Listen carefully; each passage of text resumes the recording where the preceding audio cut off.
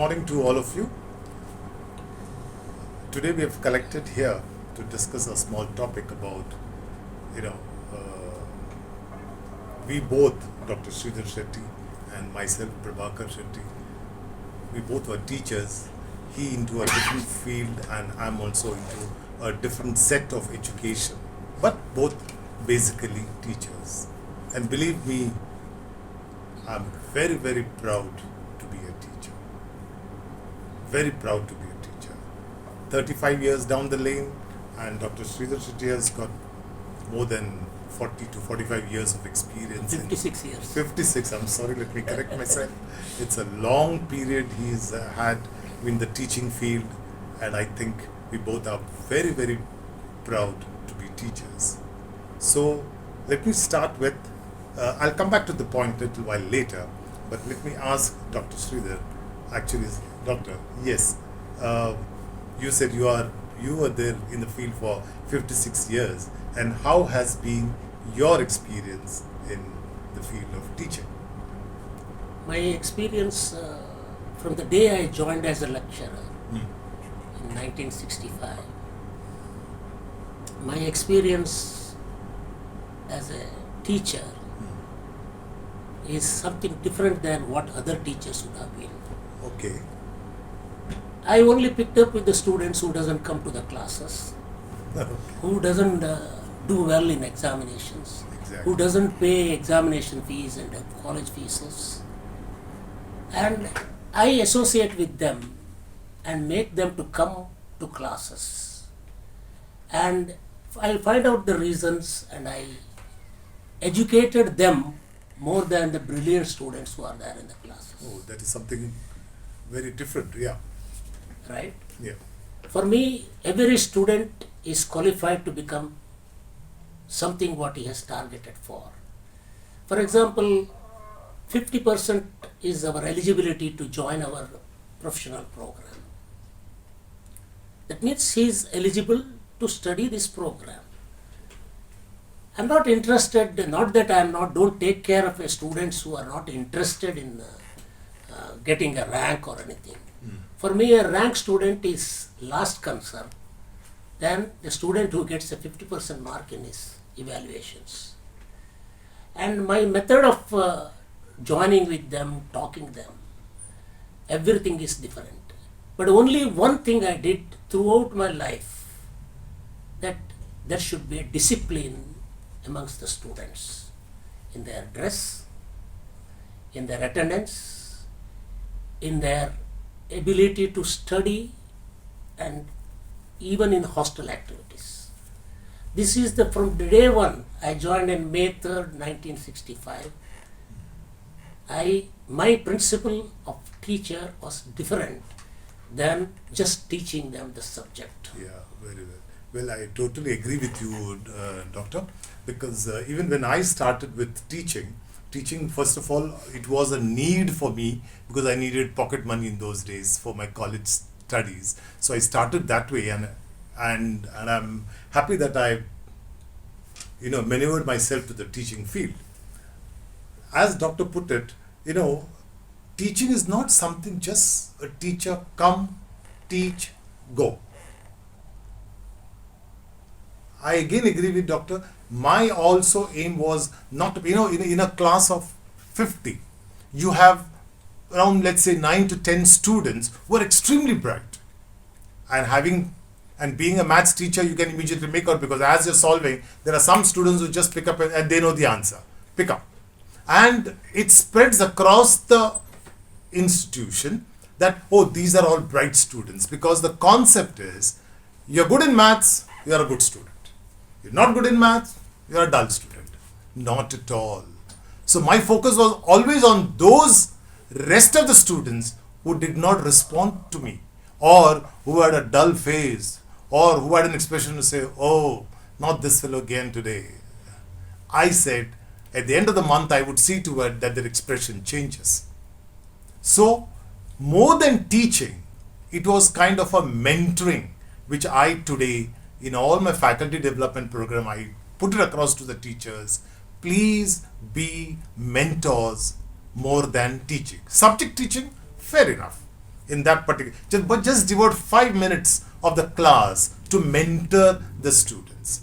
So I used to, when I see the set of students here, that today, with this kind of an experience, I can sit across today with you NCC students out here, and I can pick up who can, actually do the task what we've discussed a little while ago, and who will take it very seriously, who will not take it not so seriously from your face reading.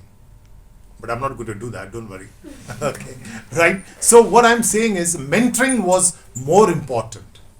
And when the feedback is to come, I still remember some parents coming and telling me, my son was never interested in maths, sir, but today he's so much interested. Or the student writing, sir, I hated maths, sir, but I love the subject after you started teaching. That's because there was a connect with the students, because of the mentoring nature, right? Now, every child is coming from a different family setup. Each one has got its own, their own issues they are struggling with at that particular age. You are a little matured enough, you are college students now. But in your preschool, in your schools, in the higher secondary schools, there are a lot of growing up issues, lot of things which you can't discuss with anybody. But when you do the mentoring, they come out and they are successful.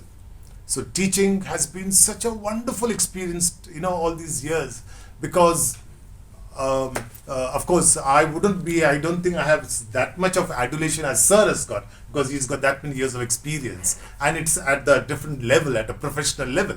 But here, students also now, when they send emails from every corner of the world saying that, we are here because, we understood what is the value of getting ahead in life. Marks was not important. The overall, even then at that time, I'm talking about even 20 years earlier also, the emphasis I laid upon was the communication part of it. So important, which was not given. But today, of course, in the new education policy, the more important thing is communication. So with that case, has been a wonderful experience, and it's been really, really very, very great. So over to you, sir, now. See, my my experience also goes beyond our Indian nation. I was working in African universities. For me, the best students in the world, probably, my opinion, are the students from Nairobi. Oh, Nairobi universities. Best in the sense what? They make discipline and duty of work on the teachers. Okay. Suppose if a teacher comes late to the class, one guy will stand up and say, "Sir, we have been wasting our time for last 5 minutes." Oh. Will you have the guts to say your teachers? No, why? No, I'm just saying. I value that. If somebody says to me, I value that. Exactly. Then, if you take a lecture, which is most of the students may not understand what I am talking, it's boring. One student will get up and say, "Sir, can you make it more interesting?" Yeah. Will you do that? No, this is what you require to do. Yes. Can you make it more interesting? Then, examination. You can't be impartial to anybody. They will not allow anybody to copy, bring any cheats or other things. No invigilation is required. Correct. Because they are thinking of their future for jobs, merit and other things. They don't want people to pass in the this type of methods. I take a viva for you. They know the class standards of everybody.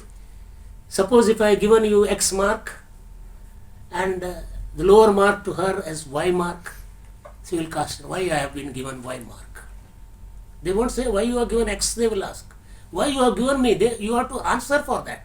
Oh. No, this is the best students I have seen. No, I am not annoyed with those students because they are educating the responsibility to the teachers, because they are teachers to teach everybody. Right. Now, for example, because we have a small time here, I made a study in our college, A.B. Shetty Dental College, for 10 years. Because always people are interested getting ranks from the university and other things. For me, as I told earlier, that every student is capable of doing graduations and learning things. I made a table the student has to fill up every time. X takes a lecture. He has to write down how much he has understood from that lecture. And same evening he has to go and study in the standard books which the teacher has advised for them. Then he should write down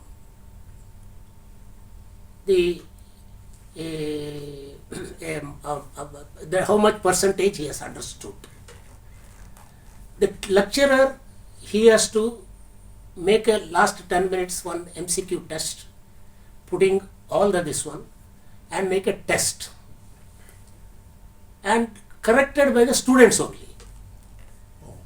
Corrected by the students only. Okay. Then you put the answer, then they know whether they have cheated themselves or not. This is not any monitoring or nothing is done.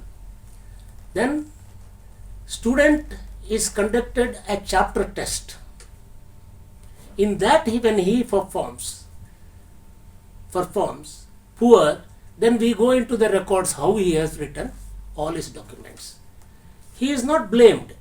He is told that you are cheating yourself, because your performance in this examination is poor. So don't do it. Be sincere. This is how we have educated the people, educated the students teaching. This is my own method. It's not that somebody has told me to do that, because I believe that everybody is capable of. Exactly. Yeah. And then we have every day one meeting with the faculty, teachers, warden, and heads of the departments. We have a meeting. So every student is come to that meeting one by one. That's how I know the names of all my students. Now, one principle we have followed in that: don't blame the student. What solution you have for that student to improve himself? This was the concept in our meeting. Why you don't want to blame a student? Because my opinion should not be carried over to him as a teacher about that ex-student. Right. This was the idea. Because he may be good in your class. Exactly. But my opinion should not be carried over to the other colleagues. So this is the way we have, trained the students. Of course, there are other methods. I have used it for, discipline and other things. But with this, what I have found is, and all rules and regulations which I have made is with the consent of the parents. I call each parents, tell them this is my disciplinary regulations. One example I will tell you. 2 of my students passed in a motorcycle accident. 2 of students. Actually, at that time I already introduced to the parents, through the parents, that nobody should have any vehicle. We provided a college vehicle. So nobody should have a vehicle. But still some boys, local boys who come from little distance, they were coming in a motorbikes and all. I seized that motorcycle. He has, when I gone to Bangalore, he has connected the wire and taken a motorcycle. And they met with an accident and 2 boys died. I wrote just a letter to all the parents. I decided that they should not ride bicycle also. Forget about motorcycle or scooter. No, all 2-wheelers has to be banned. Because when you say 2-wheelers, somebody will ask, why can't he go by? Why can't he take a bicycle? I just wrote a letter to the parents. See, when a person is having a vehicle, he gets up to the class of 8 o'clock at 10 minutes to 8 o'clock. Then he gets ready and rushes to the college without respecting any traffic regulations. And they may meet with an accident. They meet with an accident. And if they die mourning for me only for some 11 days, but if they get crippled, it is agony for me throughout the life, because he is my student. So please see that your children are not provided with two-wheelers, and they should not do even a pillion riding, or even at your home you should not allow them. This is it's just one letter. Believe it or not, all the parents said yes. Every parent said yes. That's a good, they understood it. Right? And then some of the parents came directly to my office. They said, please don't tell my child that I have said yes. You understand this? Because there are parents who are afraid of their children also, because they dominate on their parents. Exactly. Yeah, it happens. Right? So there are so many regulations which are made. Everything which I make is with the cooperation of the parents only. I call every parent when some mischief is done or something happens to you, not studies or anything. I just call the parents in their presence and talk to this one. I also give a caution for the parents. Their parents means mother. When they come, don't give an extra pocket money for them, because sympathy, so many restrictions. Yeah. So this is how my students were disciplined, and this is how, in that discipline, the programs which are made, that I have seen that everybody has come up in the life, in the studies. People who are joined with the 50%, 52 marks, in first year itself they have gone beyond 55%. They have gone beyond 60%. Most of them, 90% of them have passed. Our college used to have a cent percent result. Sometimes there will be hiccups, one or two will be failing. There's like always that. there, yeah. So 100%, the people who have passed are more than 90%, were 60%, both in clinicals as well as in theory. This is not, I am not saying that. What is that? My philosophy in life is, know your student before you teach. Exactly, yeah. Know your student before you teach. No student is a bad student. Nobody. Nobody is a bad. Their capability to understand may take delay. Somebody may be very smart, but some smart students, in another opinion I want to give, people who are getting admissions in IIT and all those things, highest percentage of drug addicts. Drug addicts. Why they are drug addicts? You youngsters, you must know that. You must also be one of the targets for all those drug trafficking people. Parents say that you have to come first rank, first rank, first rank. He is just getting 90%, 20%, 92%, 98%, but he is not coming first. So when he goes for an examination, a smart guy like me who is drug trafficking, they will go and give a little drug to him. They don't know what it is. He feels fine. He makes a courage, and then he does well in the examination. Brilliant student, is the number one student. He becomes more drug addict because of the parents' pressure. That's why I said education is not for employment. Employment is for self-employment, right? To build your own institution. Your parents want you to become chief engineer, NASA engineer, and so many things. It is possible only for few people, not for everybody. Of course, there is even from 90 to 100% mark, there will be people, so many millions will be there in the world, that capacities. But you cannot have an opportunity for all those people. Then what about the other people? So this is one of the things in the race of getting a ranks. Don't become a victim of drugs. It gives a short time, but it is a deadly, dangerous, habit-forming subject, or substance.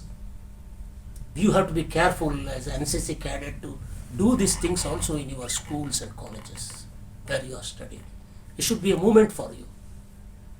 For election, college election, they will give money, drug traffickers, for the candidate to win, so that they can use him as for making some music galas or this one and all, and spread drugs. So this is my experience as a teacher. I found and I stopped many things like that. So this is one of the things what you have to do as a student. Drug men's in your campus. Another day I surprised, even a medical college doctors and all, doctors were they were all caught arrested. of recent news, yes. You understand? So this is the most important thing for you in your life. You become a slave to drug, your life is ruined. Right? You may even sell underwear to get drugs. That is the effect of drug. Yeah, Yes. thank you, doctor. So you're enlightened in a very, very broad perspective. So, yeah, to conclude, teaching is definitely, we both have enjoyed our innings in life. And of course, if you sit across, you can give you hundreds of examples till the end of the day, how a marginal shift has happened or a total shift has happened to a particular child when you actually are with them as a mentor and a teacher. Okay, teaching definitely, I would put it as not only a noble profession, it is more than a noble profession, no doubt. It's more of a vocation, I would call it, and it's a calling. It's a calling from within. And believe me, every civilization had wonderful teachers in their time.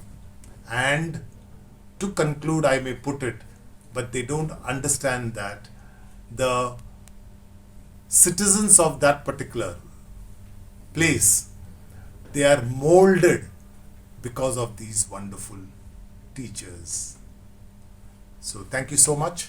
We'll get back to you sometimes later. Thank you.